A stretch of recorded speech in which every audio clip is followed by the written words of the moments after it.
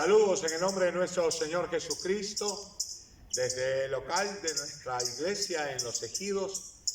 Un saludo para cada uno de los hermanos, miembros de la iglesia, y también a los que nos escuchan a través de este medio. Esta semana es especial porque continuamos con la serie Siguiendo los Pasos de Jesús, y hemos tomado como referencia a dos discípulos, dos seguidores de los que el Señor llamó para que estuvieran con él. Uno de ellos es quien sería el apóstol Juan, y el otro quien le entregaría, Judas Iscariote. Quisiera en esta breve meditación acercarme al capítulo 12 del Evangelio de San Juan, para mirar algunas características de Judas Iscariote, quien se toma como referencia el que traicionó a Jesús. Jesús ungido en Betania. 6 días antes de la Pascua, vino Jesús a Betania, donde estaba Lázaro, el que había estado muerto y a quien había resucitado de los muertos. Y le hicieron allí una cena. Marta servía y Lázaro era uno de los que estaban sentados a la mesa con él. Entonces María tomó una libra de perfume de nardo puro, de mucho precio, y ungió los pies de Jesús y los enjugó con sus cabellos, y la casa se llenó del olor del perfume. Y dijo uno de sus discípulos, Judas Iscariote, hijo de Simón, el que le había de entregar: ¿por qué no fue este perfume vendido por 300 denarios y dado a los pobres? Pero dijo eso no porque cuidara de los pobres, sino porque era ladrón, y teniendo la bolsa, sustraía de lo que se echaba en ella. Entonces Jesús dijo, déjala, para el día de mi sepultura ha guardado esto. Porque a los pobres siempre los tendréis con vosotros, mas a mí no siempre me tendráis. La referencia que quisiera proponerte para mirar la vida de Judas, la referencia que quiero usar, es la que aparece junto con su nombre. Uno de los discípulos, el versículo 4. Su nombre, Judas Iscariote, hijo de Simón, seguramente con el mismo apellido, el que le había de entregar. ¿Qué tales referencias para un seguidor de Jesús? ¿Qué tal referencia para una persona que siempre se le refirió o siempre se le asoció con la traición, con haber vendido al maestro?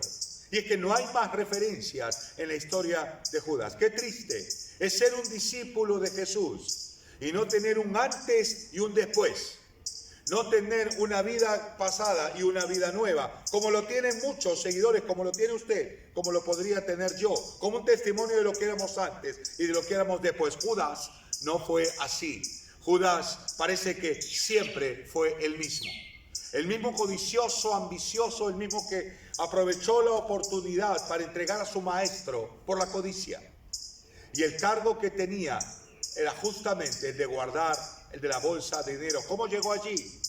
¿Cómo llegaría allí? No sabemos, pero allí llegó por el perfil que tenía, y por ese perfil codicioso y ambicioso podríamos nosotros entender que era de esas personas que se involucran, que trepan hasta que logran su cometido.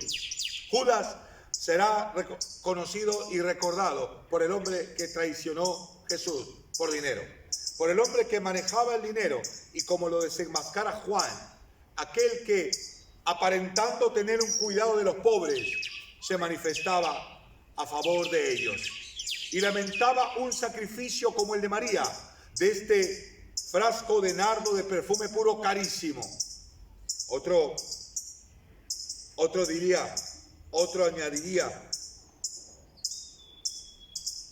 añadiría el apóstol Juan, ¿por qué no se vendió por 300 denarios? Parece que tenía buen ojo para los negocios, parece que tenía buen ojo para los cálculos, parece que su vida siempre fue así. Judas no refiere un antes, un después. Judas fue el mismo siempre, el hijo de perdición, aquel que de la Escritura se hablaba de él, aquel que se anunciaría su traición, aquel que fue confrontado por el Señor Jesús, nos deja una lección en esta mañana. Cuidado con disfrazar nuestras apariencias, cuidado con disfrazar con apariencias de piedad aquello que todavía es chueco en nuestras vidas. Judas no cuidaba de los pobres, disfrazaba en ese rol, en esa imagen, disfrazaba para aparentar. ¿Y qué escondía? Seguramente tristes e insanos e intereses. Juan lo desenmascara. Y cuando él mira el sacrificio de esta mujer, se lamenta en nombre de los pobres. Qué tremenda lección hoy en día para aquellos que pensando en el dinero de la iglesia o en el dinero que se gasta en favor del propósito del reino, critican, ¿por qué no se gasta ese dinero para los pobres? ¿Cuánto dinero se ha gastado en eso para los pobres? ¿Qué otro uso podría darse mejor? ¿Sabe? Hay que tener cuidado. Judas nos advierte que a veces uno va a utilizar argumentos que disfrazan de piedad intenciones más bajas.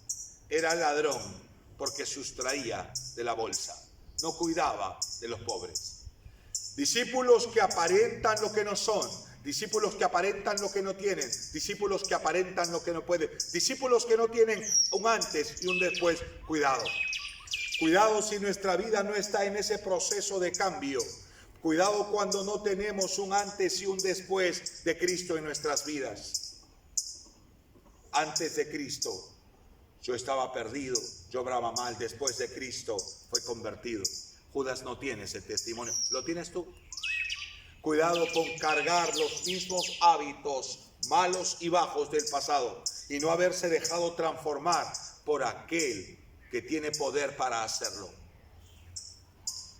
Judas nos advierte en esta mañana que sus bajas y malas intenciones fueron disfrazadas de apariencia de piedad. Cuidado, mi hermano, mi hermana, con las apariencias. Mejor es ponernos delante de Dios y reconocer nuestras debilidades. Él es poderoso para transformarlas. Él es poderoso para cambiar nuestras vidas y renovarla a cada instante. Judas nos advierte que si no nos dejamos moldear, seremos los mismos de antes, con las mismas mañas, con los mismos malos hábitos que nos acompañarán hasta el final de nuestra vida, destruyéndola como destruyó la vida de Judas. Frente a él, una mujer que reconoce que Jesús es todo para ella y le da todo lo que tiene. Frente a él, el gran maestro y sus palabras.